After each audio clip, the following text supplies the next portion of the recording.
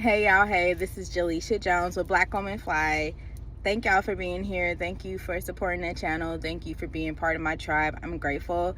If this is your first time here, I am documenting my journey. I quit corporate America and I was there for 9 years in my job. I quit my corporate job 6 months ago. Officially, I have not worked at corporate America, worked at any job for the past 9 months. Back in March of this year, I took FNLA and I also took short-term disability due to mental, emotional, physical, and spiritual burnout. I could not fake it anymore. And once I took the FNLA and it exhausted, I decided to take the leap of faith and not go back to work.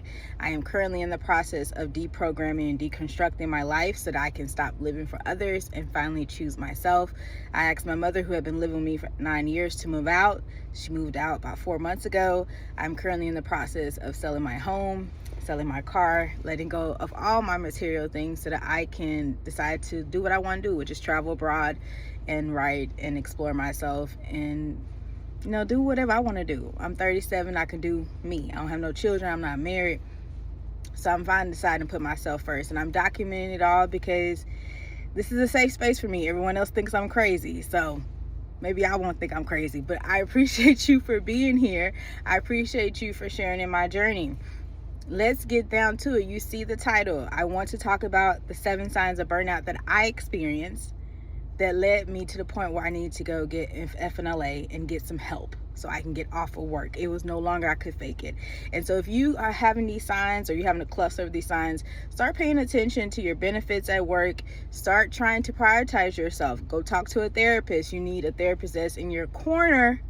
I've said this already in many videos. You need a Black therapist if you are a Black woman. You need someone that is kinfolk, not just skinfolk, but kinfolk, and that they see you and they hear you. It's so important to choose the right therapist, psychiatrist, because they will go to bat for you. So if these signs resonate with you, let's talk to a therapist. Let's talk and find out about your benefits, like what's going on. So number 1, insomnia. If you cannot sleep, if you're having really irregular sleeping and it's been going on for a long time, that is not a good sign. That is, something's going on within you. You cannot find rest within yourself. For me, I could not sleep, and this was going on for months. I would be up all night until 4 or 5 o'clock in the morning. I could not go to sleep until like 5:30, and I had to get back up at 8 o'clock to be at work. And I worked from home, which was a blessing. But when I will go ahead and log onto the work computer at home, I'll be so exhausted because I did not sleep. And this was every day. This was happening for weeks, maybe even longer than a week. I think like a month or two, maybe longer than that. I would log into the work computer and then I would go ahead and lay my butt back down in my bed and go to sleep for probably like 6-7 hours. It had got to the point where I was very, very trying. Like my job, you have to be on the phone. You have to answer the phone. They see you when you answer the phone. They see when you're not answering the phone. There's a report. And I used to be so particular about it. But it got to the point I could not even fake it, that I was missing calls. I was missing calls on the regular, and I did not care at that point. I was tired. So if you are going on insomnia for days, for weeks, if it's going past a month, that is serious health concerns, because that's your body trying to tell you that something is not okay. You are not at peace. You are not at rest. And your body will tell you what you're refusing to see. Your body will warn you. Your body will give you signs. So insomnia is the first one. The second sign is fatigue. Now this is really funny because I just talked about insomnia, but now I'm talking about being tired. What you will find is that no amount of sleep, no amount of rest will help you feel energized. It don't matter. Like for me, I would have so much insomnia, I would sleep throughout my whole shift. Ooh, my boss watching, oh Lord. But I would sleep throughout my whole shift, and then I would lay my butt back down when I got off my shift and went right back to sleep. I would be right back to sleep. Then I could not go to sleep at night. It's just no matter what type of sleep or how much sleep I got or how much I tried to pour into my spirit, I was always tired. I was always deflated. I always just felt low energy. I could not get out of it. I could not shake it.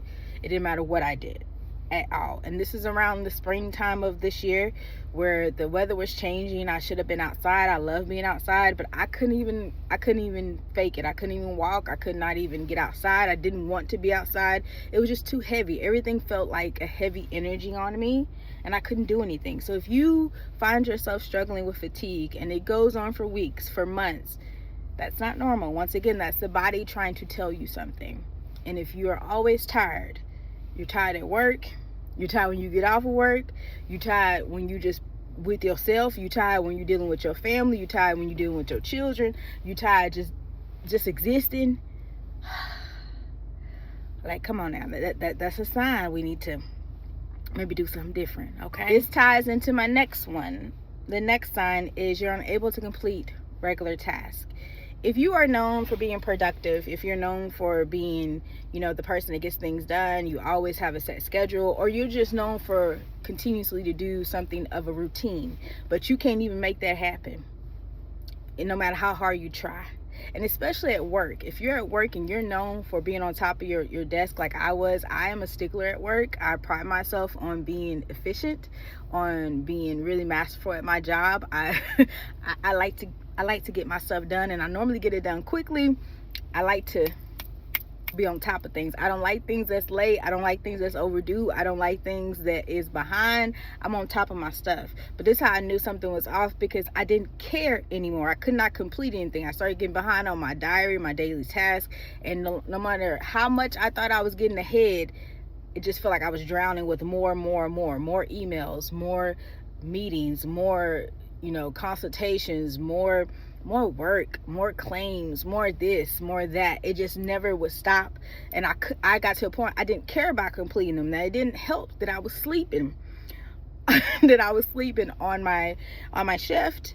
But even when I was awake and I would try to fake it, I could not fake it. It just wasn't happening. And then when I would get off work, I couldn't even complete daily tasks. I didn't want to wash the dishes. I didn't want to clean up. Really didn't care about my own self-care. Really didn't care. All I could care about was taking a shower and getting back into bed.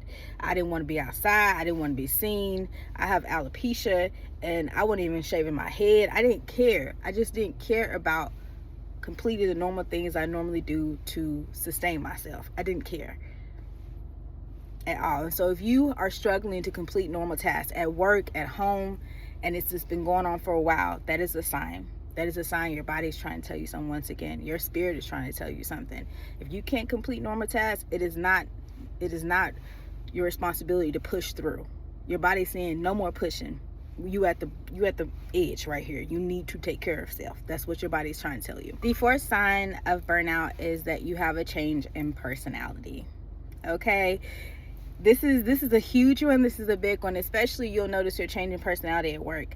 The type of person that I am, I'm naturally like a jolly, optimistic, like, oh, really? This type of person I am. I'm extra. And at work, I'm really extra. I'm known as the person in the team meetings. I'm like the clown star, making people laugh. I'm always having commentary. I'm trying to keep things in a light and bubbly mood.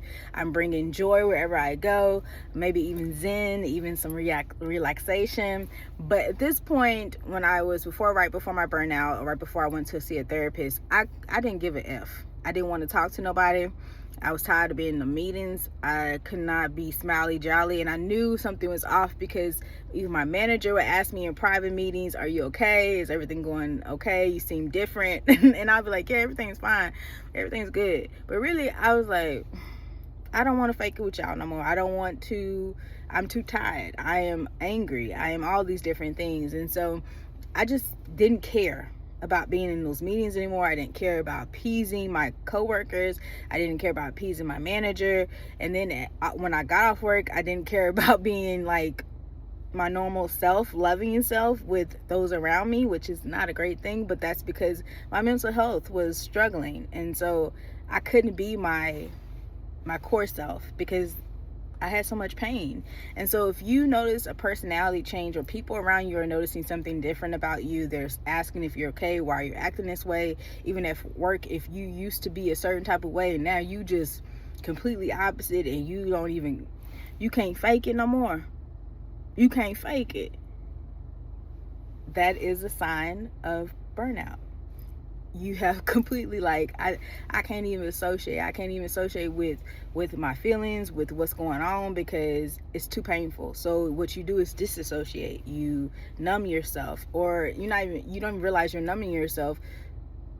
The heaviness of everything, the depression or anxiety, or the pain, or the anger, the resentment, or just the tiredness, the fatigue is overwhelming you, where it's suppressing who you are at your core. So pay attention to that. Have you changed? Has your personality changed in like quickness? You are not the same person that you normally are. That's probably a sign. The fifth sign that you may be possibly going through a burnout is your anger. You may have anger. I had anger, and I had massive anger, like to the point where it was like I was a passive aggressive, and I was like it was bubbling at the seams.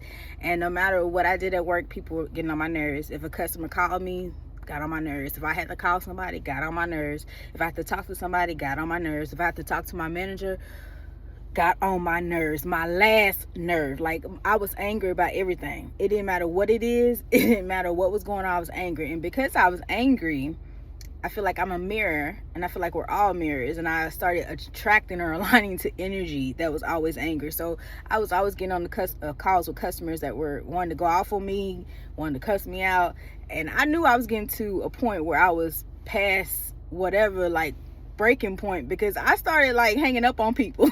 I started hanging up people on the job. I started telling people, I'm not gonna talk to you. I'm not gonna keep talking to you. Click. And I never used to do these things, but I was over it. I was over it because I thought either I'm gonna hang up this phone or I'm gonna cuss you out. So we got two options.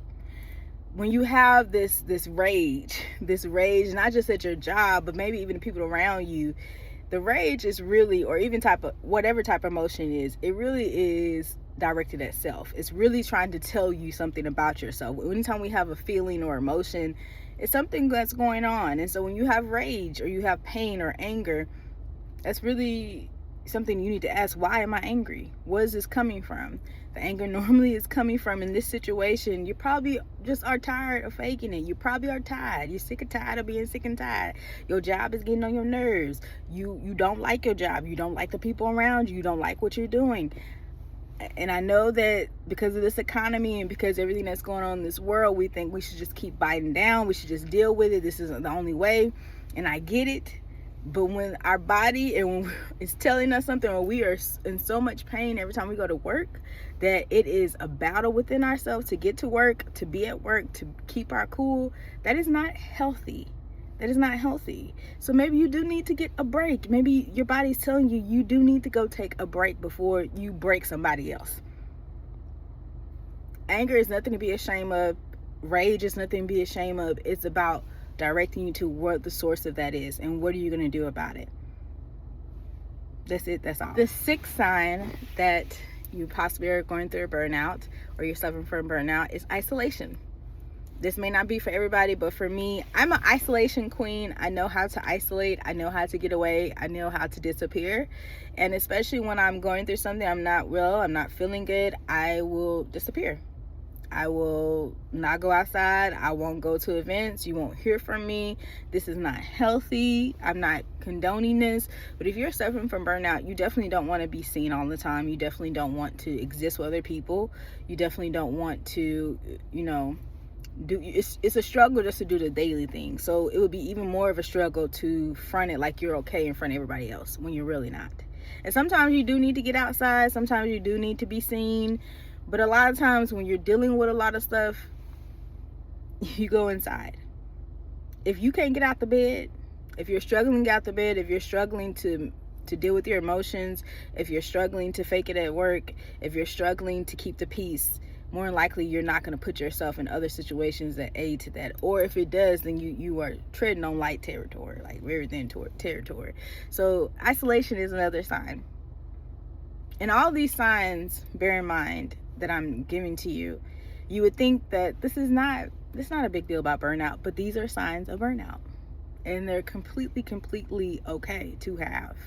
That's all our body is just trying to tell us, is that something's going on here and we need to honor it and pay attention to it. Okay, the seventh sign that you may be suffering from burnout is that you have self-sabotaging behaviors. And we all have our self-sabotaging behaviors. What do you do when you don't want to feel? What do you do when you don't want to deal with things? What do you do to ignore whatever you got going on? Some people use sex. Some people use drugs. Some people use substances. Some people use alcohol. Some people spend a lot of money. Some people eat a lot.